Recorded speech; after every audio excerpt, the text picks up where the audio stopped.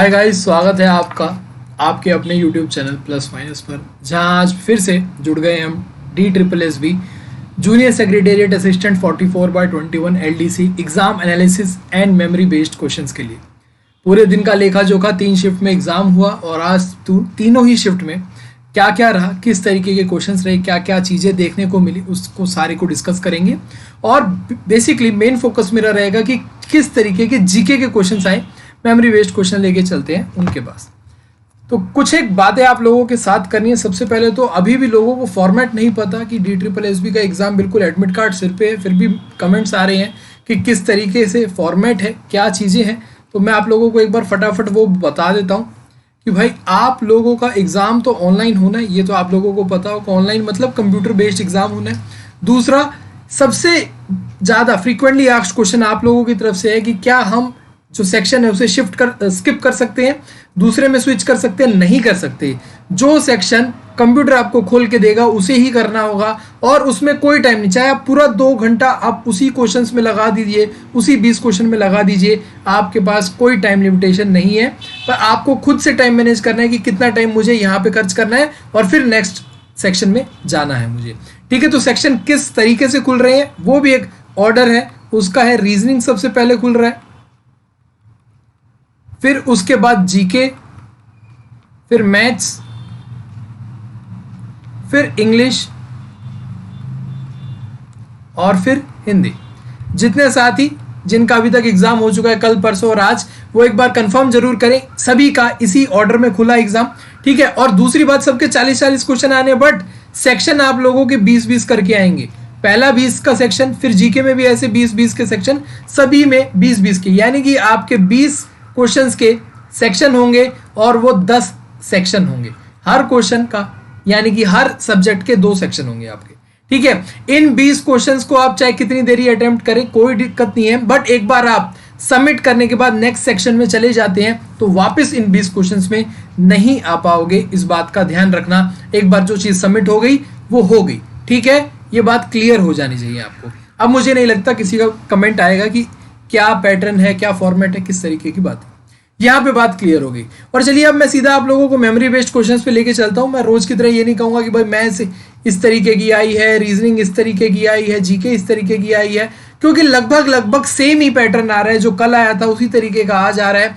Maths में वही basic चीजें आ रही हैं, बट कुछ चीजें ऐसी आ रही हैं जो ट्रिकी बना रही हैं। एक आध क्वेश्चन है जिसके बारे में आगे चल के डिस्कस जरूर करेंगे। मैथ्स में भी, रीजनिंग में बहुत, अगर आपने सारा सिलेबस करा हुआ है तो फिर कुछ भी घबराने की जरूरत नहीं है। बस आज के में यूं कह रहे हैं कि थोड़ा टाइम कंपैरेटिवली ज्यादा लग रहा था क्योंकि थोड़ी पजल्स ज्यादा थी, यानी कि सिटिंग अरेंजमेंट। पजल बहुत ज्यादा नहीं, सिटिंग अरेंजमेंट ज्यादा थी। ठीक है, पजल्स नहीं थी, सिटिंग अरेंजमेंट ज्यादा थी। तो उस हिसाब से थोड़ा अपना टाइम मैनेज करने की जरूरत है। हमारे एक साथी है जिन्होंने मैसेज करके हमें फुल डिटेल बताया। उन्होंने बोला 22 मिनट में पूरी रीजनिंग हो गई। तो इसका मतलब यहाँ पे बहुत ज्यादा टाइम टेकिंग रीजनिंग नहीं थी। कुछ एक क्वेश्चन हो सकते हैं जिनकी प्रैक्टिस कम है, उनको ज्यादा टाइम लग सकता है, बट बहुत ज्यादा टाइम टेकिंग नहीं थी। तो यहाँ कहें कि मॉडरेट लेवल का पेपर था, इजी टू मॉडरेट। कुछ पार्ट आपका इजी और कुछ आपके ट्रिकी क्वेश्चंस बना रखे हैं, स्पेशली मैथ्स में। तो मैथ्स में आपको ज्यादा से ज्यादा प्रैक्टिस की जरूरत है और कुछ जो टॉपिक है आपके एरिया, वॉल्यूम, ठीक है, एरिया और वॉल्यूम के, इनको कंपेयर करने के, फिर उसके बाद आपको कंपाउंड इंटरेस्ट वाले क्वेश्चन ज्यादा सॉल्व करने, क्योंकि इसके क्वेश्चंस ज्यादा आ रहे हैं। फिर आपके प्रॉफिट एंड लॉस के क्वेश्चन ज्यादा आ रहे हैं। चलिए खैर, अब डायरेक्ट आप लोगों को लेके चलता हूं मेमोरी बेस्ड क्वेश्चंस में। तो सबसे पहले हमारे अपने पास जो इंपॉर्टेंट चीज निकल के आ रही है वही सेंसस 2011, क्योंकि उससे अब तो सेंसस हुई नहीं है, 2021 में होनी थी, वो नहीं हुई, 2011 में लास्ट सेंसस हुई थी। तो उस पर बेस्ड क्वेश्चन आ रहे हैं और हर शिफ्ट में लगभग 2 क्वेश्चन आपको देखने को मिल रहे हैं। तो सेंसस 2011 की डिटेल चीजें आप लोग जरूर पढ़ के जाना, ठीक है। अब पहला क्वेश्चन जीके का एक जो निकल के आया वो ये है कि इंदिरा कला संगीत विश्वविद्यालय ये कौन से राज्य में स्थित है? तो ये स्थित है छत्तीसगढ़ में, ये स्थित है छत्तीसगढ़ में, ठीक है।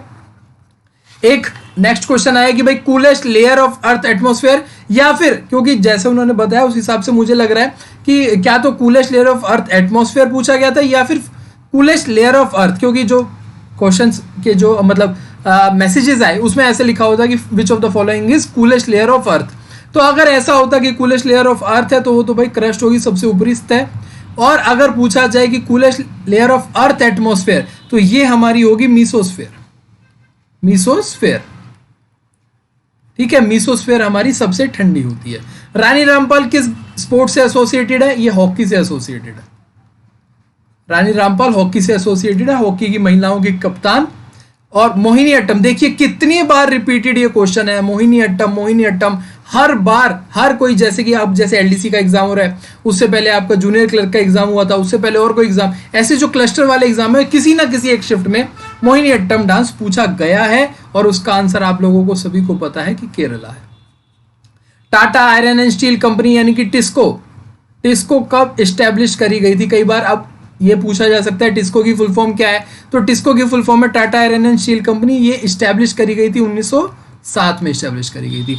अगेन देखिए रिपीट हो गया क्वेश्चन, आर्टिकल 51A का एग्जैक्ट क्वेश्चन तो नहीं पता, बट ये फंडामेंटल ड्यूटीज से संबंधित करता है। ये रिपीट हो गया आज की शिफ्ट में भी क्वेश्चन। नेक्स्ट आगे चलेंगे, in which state national Kathak institute. अच्छा यहाँ पे ना कथक केंद्र, यहाँ पे कथक केंद्र, कथक केंद्र, कथक केंद्र जिसको नेशनल कथक इंस्टीट्यूट भी कह देते हैं, वो है दिल्ली में। ठीक है, अगर दिल्ली ऑप्शन नहीं है तो नेशनल कथक इंस्टीट्यूट यूपी में लखनऊ में है। ठीक है, तो यहाँ पे आप लोगों को ये ध्यान देना, यूपी या लखनऊ, यूपी और दिल्ली में से कुछ एक हो सकता है। तो कथक केंद्र नाम से दिल्ली में है, नेशनल कथक इंस्टीट्यूट, इंस्टीट्यूशन नहीं, इंस्टीट्यूट लखनऊ यूपी में। ठीक है, तमिलनाडु के जो सीएम है स्टालिन, वो किस नंबर के सीएम बने हैं? वो 8वें नंबर के, 8th नंबर के, मतलब 8वें, और करंट सीएम है तमिलनाडु के M K Stalin.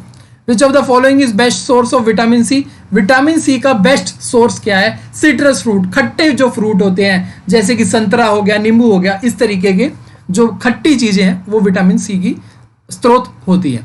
Which element और substance is most of the earth crust? Earth crust में सबसे एलिमेंट ज्यादा कौन सा पाया जाता है? इस तरीके के क्वेश्चन आपके आ रहे हैं। ठीक है, दूसरा आपका फिर हिस्ट्री से रिलेटेड क्वेश्चन आया, भारत छोड़ो आंदोलन। भारत छोड़ो आंदोलन किस शहर से शुरू हुआ? ये शुरू हुआ था बॉम्बे से, यानी कि एट प्रेजेंट मुंबई से। हड़प्पा सभ्यता से क्वेश्चन था, हड़प्पा सभ्यता में मेरे ख्याल से ऐसा क्वेश्चन था जैसे समझ में आया कि किस जगह पे हड़प्पा सभ्यता के जो शेष अवशेष हैं, यानी कि वो साइट्स कौन सी है, कहाँ कहाँ हड़प्पा सभ्यता के शेष पाए गए हैं, ये वो पूछा गया था। Which of the following are Harappa सभ्यता की जो साइट्स हैं वो पाई गई। ठीक है, which country, from which country directive principles of in Indian constitution board? DPSP, directive principle of state. ठीक है, डीपीएसपी, डायरेक्टिव प्रिंसिपल्स जो इंडिया में कॉन्स्टिट्यूशन में लागू करे गए हैं, वो कौन से देश से यहां पे बोरो करे गए हैं? ये आयरलैंड से। कहां से? आयरलैंड से। आयरिश जो कॉन्स्टिट्यूशन है उससे लिए गए हैं। विच of the following is scalar unit? ये फिजिक्स का क्वेश्चन है। स्केलर और हमारे जो वेक्टर होता है उसमें फर्क इतना ही होता है कि स्केलर जो यूनिट है उसमें स्पीड, यानी कि जैसे कि जो डायरेक्शन है वो नहीं होती है। स्केलर यूनिट विदाउट डायरेक्शन होता है, विदाउट डायरेक्शन होता है। और जो वेक्टर होता है उसमें आपका डायरेक्शन होता है, यानी कि जैसे मोमेंटम है आपका, या फिर आपका डिस्प्लेसमेंट है, डिस्टेंस नहीं डिस्प्लेसमेंट है, वो वेक्टर है, किस दिशा में बढ़ा। ठीक है, ये वेक्टर होता है। Scientific name of algae, blue green algae जो है उसका साइंटिफिक नेम पूछा गया यहाँ पे। Who build red fort of India? ये तो बहुत कॉमन चीज है, सबसे पहले जो हिस्ट्री में शुरू करते हैं चीजें पढ़ना, स्टैटिक चीजें, मॉन्यूमेंट पढ़ना, तो रेड फोर्ट किसने बनाया था भाई? शाहजहां ने बनाया था रेड फोर्ट। ठीक है, question number 16, red fort Shahjahan ने। Longest tunnel of India? Shyama Prasad Mukherjee tunnel. ठीक है, श्यामा प्रसाद मुखर्जी जो टनल है वो लॉन्गेस्ट टनल है इंडिया में। स्लेवरी कब अबॉलिश करी गई थी? जो स्लेवरी है भाई 1843 में, मतलब भारत की आजादी से पहले अंग्रेजों ने भारत में गुलामी को अबॉलिश कर दिया गया था 1843 में। पूंची कमीशन, पूंची कमीशन है सेंटर और state relation commission, centre state relation, इसके मद्देनजर देखते हैं, यानी कि केंद्र और राज्य के बीच में जो रिश्ता है उसके ऊपर एक कमीशन स्थापित करी गई थी 2007 में। और उस कमीशन की अध्यक्षता किसने करी थी? पूंची ने, यानी कि पूंची जी जो हमारे न्यायाधीश थे। ठीक है, उन्होंने, चीफ जस्टिस उस टाइम पे, पूंची कमीशन जिन्होंने किस पे बेस्ड था? सेंटर स्टेट रिलेशन पे बेस्ड था। एक क्वेश्चन था बॉइलिंग पॉइंट और फ्रीजिंग पॉइंट का, ये मेरे को एग्जैक्ट क्वेश्चन नहीं मालूम हुआ, इस पे बेस्ड एक क्वेश्चन आया था आप लोगों का। यहाँ पे पूरे स्टेट ऑफ 1974 पे क्वेश्चन बन रहा था, ये मेरे को भी थोड़ा सा समझ में नहीं आया किस तरीके से क्या का इसका कॉन्टेक्स्ट था, क्या पूछा गया था, ये एग्जैक्ट यही क्वेश्चन था या नहीं, तो एक क्वेश्चन ऐसा आया है। Minimum age required to become member of Rajya Sabha 30 साल है मिनिमम एज राज्यसभा के लिए। और अब आप लोग कमेंट करके बताओगे कि लोकसभा में मिनिमम एज कितनी है, अलग अलग है दोनों की। Which state have highest number of seats in legislative council, ये तो बहुत ईजी है क्योंकि अभी फिलहाल ही यूपी के इलेक्शन हुए जिसमें 404 सीट है और सबसे बड़ा राज्य है लेजिस्लेटिव काउंसिल के हिसाब से। इग्निशियस रॉक पे यानी कि टाइप्स ऑफ रॉक पे क्वेश्चन आए, ठीक है, रॉक पे, टाइप्स ऑफ रॉक पे क्वेश्चन आया। हैवीएस्ट मेटल ऑस्मियम, ये पूछा गया था कि हैवीएस्ट मेटल कौन सा है, ऑस्मियम, ऑस्मियम है heaviest metal. Sorry. Who won Panipat first battle, अब पानीपत के पहले युद्ध की कहानी तो आप लोगों को बहुत बार सुनी होगी। बाबर और इब्राहिम लोदी की जो लड़ाई थी उसमें कौन जीता था भाई, बाबर जीता था। एनी बेसेंट, एनी बेसेंट कौन थी भाई, mostly associated with Annie Besant जो इंडियन नेशनल कांग्रेस की मेंबर थी तो उनसे जुड़ा था। अब कोई मूवमेंट थी यहाँ पे या फिर कोई यूं पूछा गया था कि ये कौन है, पॉलिटिकल है, समाजवाद है, सुधारक है, तो इस तरीके के ऑप्शन थे, तो उस हिसाब से आप लोगों को आंसर इसमें करना था। तो ये थे तो भाई पूरे दिन के जो मेमोरी बेस्ड क्वेश्चन, कुछ 27-28 क्वेश्चन बन के आए, कुछ ऐसी चीजें पूछी गई थी तो आप लोगों को भी समझ में आया होगा किस तरीके के क्वेश्चन पूछे गए थे। अब चलते हैं थोड़े और मैथ्स रीजनिंग की तरफ। तो यहाँ पे हिंदी से शुरुआत करते हैं। अभी तक हमने हिंदी का डिटेल में रिव्यू नहीं करा था तो हम थोड़ा थैंक्स कहना चाहेंगे अपने साथी का जिन्होंने हिंदी के एक एक क्वेश्चन का यहाँ पे डिटेल रिव्यू भेजा। तो यहाँ पे बोला था काली मिर्च में कौन सा समास था, उज्ज्वल का संधि विच्छेद पूछा गया था, जहां पहुंचा ना जा सके वन वर्ड सब्स्टिट्यूशन था, जीर्ण का विलोम शब्द क्या था, गुड़ को सेंटेंस में फिल करना था, कृपाण का विलोम, कृपाण होगा आई डोंट नो यहाँ पे क्या लिखना चाहते थे, तो उसका विलोम शब्द पूछा गया था। यानी कि वही कॉमन जो अपना हिंदी से चीजें पूछी जाती हैं, समास, संधि, विलोम, पर्यायवाची, वो चीजें थी। रचयिता का स्त्रीलिंग पूछा गया था, गीदड़ का बहुवचन पूछा गया था, धनुष्टाकार का संधि विच्छेद पूछा गया था, न 3 में न 13 में ये लोकोक्ति पूछी गई थी, लोकोक्ति मुहावरे, न 3 में न 13 में ये क्वेश्चन पूछा गया था। ठीक है, तत्पुरुष समास की आइडेंटिटी पूछी गई थी, भाई तत्पुरुष समास किस तरीके से पहचान कर सकते हैं, निह प्लस रोग ये पूछा गया था, ये क्या बनेगा। ठीक है, ये हिंदी का आप लोगों का रिव्यू है। तो हिंदी में तो भाई एग्जैक्टली वही चीजें पूछी जा रही हैं जो DSSS भी हमेशा से पूछता आ रहा है। ठीक है, आगे चलते हैं। मैथ्स और रीजनिंग सुपर इजी थी, सॉरी देखिए मैं नहीं कह रहा, ये कैंडिडेट कह रहे हैं। 3 का 8 से जो संबंध है वो 15 का 22 से संबंध है, ऐसे कुछ क्वेश्चन थे। SI का डिफरेंस, भाई ये हर शिफ्ट में क्वेश्चन आ रहा है, हर शिफ्ट में, एवरी शिफ्ट में क्वेश्चन आ रहा है, मोस्ट रिपीटेड पूछ रहा है। एवरी शिफ्ट में ये क्वेश्चन पूछा गया है कि भाई SI का डिफरेंस है, उस पर बेशक क्वेश्चन दे रखा है। इंस्टॉलमेंट का क्वेश्चन इन भाई साहब की शिफ्ट में नहीं आया था, शायद सेकंड शिफ्ट में क्वेश्चन, एक शिफ्ट में इंस्टॉलमेंट का क्वेश्चन आया था। बाकी प्लस को माइनस कर दिया, वो साइन इंटरचेंज वाले क्वेश्चन, ये रीजनिंग के क्वेश्चन है। ठीक है, वो रीजनिंग के क्वेश्चन। इंग्लिश सुपर इजी थी। डिमांड फॉर मून, ठीक है, एक ईडियम बता रखा है भाई इन्होंने, डिमांड फॉर मून, ये पूछा गया था। मैथ्स में DI आई थी भाई, एवरेज और कंपैरिजन पे बेस्ड, इजी थे दोनों क्वेश्चन। 2 DI आई थी, यहाँ पे 2 DI आई थी, ये सेम रिपीट हो रहा है, हर शिफ्ट में 2 DI आ रही हैं। प्रॉफिट एंड लॉस से वो वाले 2 क्वेश्चन आए थे, जैसे कि 1500 CP है, 1/4 पार्ट को इतना प्रॉफिट में सेल कर दिया, 3/4 पार्ट को इतने प्रॉफिट में सेल किया, तो ओवरऑल प्रॉफिट बताओ। यानी कि आपके पास 4-5 चीजें हैं, तो एक को इतने में प्रॉफिट में, एक को इतने में बेच दिया, सबको मिला के 1500 में, तो टोटल प्रॉफिट निकालना। ये हमने बहुत करे हुए हैं प्रॉफिट एंड लॉस में क्वेश्चन। ठीक है, प्रॉफिट एंड लॉस में ये प्रैक्टिस हमने बहुत करी हुई है।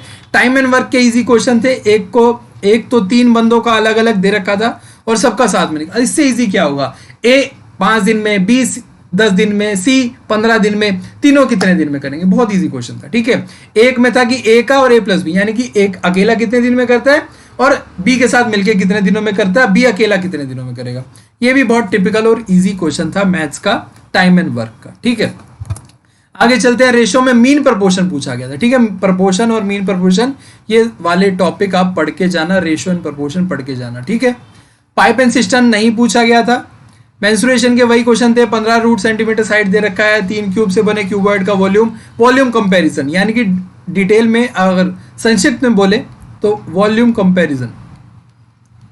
और वॉल्यूम कंपैरिजन के लिए आप लोगों को सभी को फॉर्मूलेज याद होने चाहिए, एक भी फॉर्मूला मिस हुआ तो आप लोग आंसर नहीं कर पाओगे। 64 रेडियस वाले स्फीयर से 4 रेडियस वाले कितने, देखो अगेन सिमिलर वॉल्यूम कंपैरिजन है कि भाई छोटे का वॉल्यूम बड़े का वॉल्यूम, तो बड़े का वॉल्यूम छोटे के वॉल्यूम को डिवाइड कर दोगे तो नंबर ऑफ वो आ जाएंगे, कितने स्फीयर छोटे बनेंगे। क्यूब की साइड 30 थी, डायगोनल पूछा गया था। अच्छा, क्यूब और क्यूबॉइड के डायगोनल का फॉर्मूला याद कर लेना भाई, कैसे डायगोनल निकालने बता रखा है सारी चीजें। रिमाइंडर एलसीएम एचसीएफ के क्वेश्चन नहीं आए थे इनके शिफ्ट में। 23 बंदों का एवरेज 62 है, 86 केजी ऐसे कुछ है। 86 केजी का नया बंदा आएगा तो एवरेज कितना, वो देखिए इतना आसान क्वेश्चन और क्या होगा। 24 बंदों का एवरेज पता लगा लेना था आप लोगों को, ठीक है सर। बाकी कुछ रह गया तो मैं कॉल, ठीक है इनका कॉल आया था, फिर उसके बाद इन्होंने कुछ चीजें बताई थी, वो मैं आप लोगों को ऑलरेडी बता चुका हूँ, ठीक है। अच्छा, अब यहाँ पे ये तो था भाई डिटेल रिव्यू था, सारे सब्जेक्ट का हो गया। एक हमारे भाई जो दूसरे थे उन्होंने हमें मैसेज करके भेजा कि सर आपसे एक बात करनी। मैंने बोला हाँ बताओ। बोला सर एक बहुत अटपटा क्वेश्चन आया था मैथ्स में, बहुत अटपटा क्वेश्चन आया था। मैंने बोला क्या आया था, तो उन्होंने मेरे को ये लिख के भेजा, बोला कि find the value of F A and B B 9 plus A और क्रिप्ट अरिथमेटिक, ठीक है क्रिप्ट अरिथमेटिक। ये पूरा का पूरा जो टॉपिक है ये आउट ऑफ सिलेबस था।